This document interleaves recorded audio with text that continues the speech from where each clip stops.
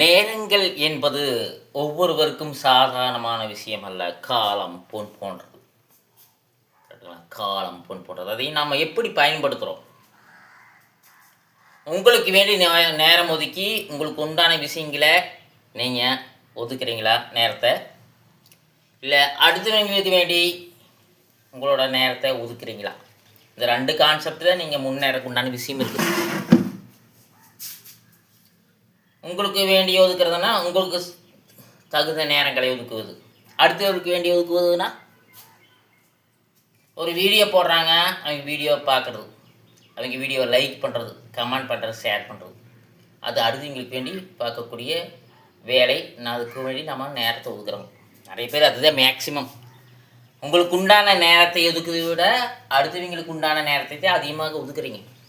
அதனால தான் இந்த வாழ்க்கையில் வெற்றியாகட்டு, இந்த திறமையான நாட்களாகட்டு, சில விஷயங்களை வெளிவரங்களாகட்டு கம்மியாக வராங்க. சரிங்களா? நம்ம எப்படி அடுத்தவங்களோட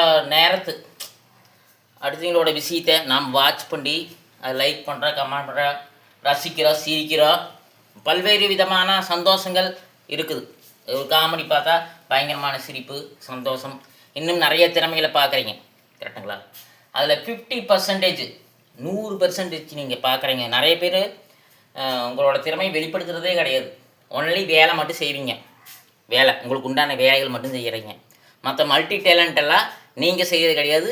அங்கே யாரை பார்க்குறக்கு நேரம் ஒதுக்குறீங்களோ அவங்க செய்கிறாங்க, அதை பார்க்குறீங்க, ரசிக்கிறீங்க. அவ்வளோதான். உங்களுக்கு உண்டான வெளிப்பாடு, உங்களுக்கு உண்டான விஷயத்தை எப்போ வெளிப்படுத்துறது? யாருமே வெளிப்படுத்துறதில்ல. கூச்சம். எத்தனையோ பேர் வெளிப்படுத்துகிறாங்க, அதனால தான் தெரிகிறாங்க. எத்தனையோ பேர் வெளிப்படுத்துகிறாங்க, அதனால தான் நீங்கள் சிரிக்கிறீங்க. எத்தனையோ பேர் வெளிப்படுத்துகிறாங்க, அதனால தான் திறமையான ஆட்கள் வராங்க. சரிங்களா? நீங்கள் ஒரு 50% அவங்க பண்ணக்கூடிய விஷயத்தை உங்களுக்கு என்ன வருதோ அதை செய்தால் நீங்கள் வெளியே வருவீங்க.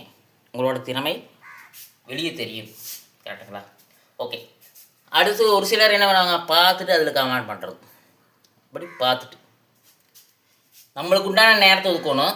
இல்லைன்னா அடுத்தவங்க வீடியோ போடுறாங்க, இல்லை ஏதோ ஒன்று பண்ணுறாங்க, அவங்களுக்கு உண்டான நேரத்தை ஒதுக்கலாம். இல்லை வெளியே போகிறீங்க, அது ஒரு விஷயங்கள் பண்ணுறாங்க, ஒரு திறமையாக விஷயங்கள் பண்ணுறாங்க, ஒரு வேலை செய்கிறாங்க, வயசானவங்க வேலை செய்கிறாங்க, ஒரு குழந்தை நடக்குது, ஒரு பார்க்கில் நல்லா விளையாடுறாங்க, நல்லா ஓடுறாங்க, குதிக்கிறாங்க.